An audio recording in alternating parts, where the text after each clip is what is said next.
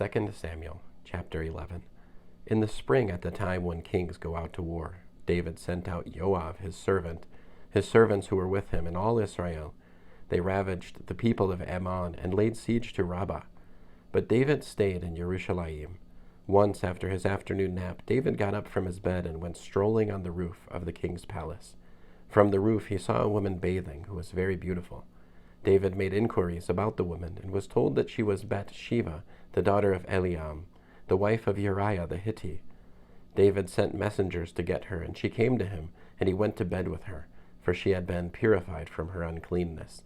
Then she returned to her house. The woman conceived, and she sent a message to David, "I am pregnant." David sent this order to Joab, "Send me Uriah the Hittite." Joab sent Uriah to David. When Uriah had come to him, David asked him how Joab was doing, how the people were feeling, and how the war was going. Then David said to Uriah, "Go down to your house and wash your feet." Uriah left the king's palace and was followed by a present of food from the king.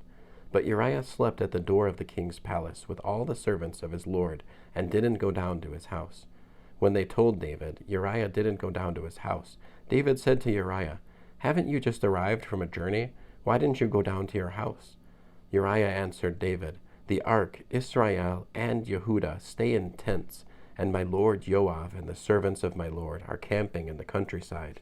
So should I go to my house and drink and go to bed with my wife?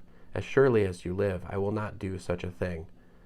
David said to Uriah, "Stay here today also. Tomorrow I will let you leave." So Uriah stayed in Jerusalem that day and the following day. David summoned him, ate and drank with him, and got him drunk. But in the evening he went out and lay on his bed with his lord's servants, and did not go down to his house. In the morning David wrote a letter to Joab and sent it with Uriah. In the letter he wrote, "Put Uriah on the front lines of the fiercest fighting, then pull back from him, so that he will be wounded and killed."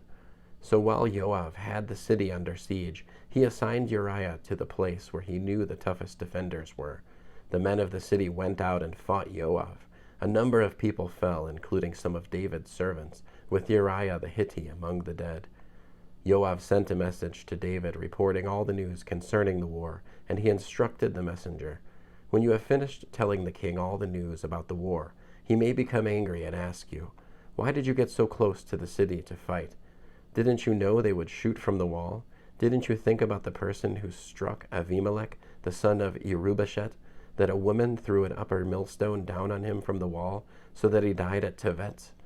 Didn't you go so near the wall? Or why did you go so near the wall?' If he says this, tell him, 'Your servant Uriah is dead also.'" So the messenger left, and on arrival he told David all that Joab had sent him to say. The messenger said to David, "The men were overpowering us and came out after us into the countryside, but we chased them back all the way to the entrance of the city gate. The archers shot at your servants from the wall. Some of the king's servants are dead. Also your servant Uriah the Hittite is dead." David said to the messenger, "Tell Joab, don't let this matter get you down. The sword devours in one way or another. Intensify your battle against the city and overthrow it, and encourage him." When the wife of Uriah heard that Uriah, her husband, was dead, she mourned her husband. When the mourning was over, David sent and took her home to his palace, and she became his wife and bore him a son. But Adonai saw what David had done as evil. End of 2 Samuel chapter 11.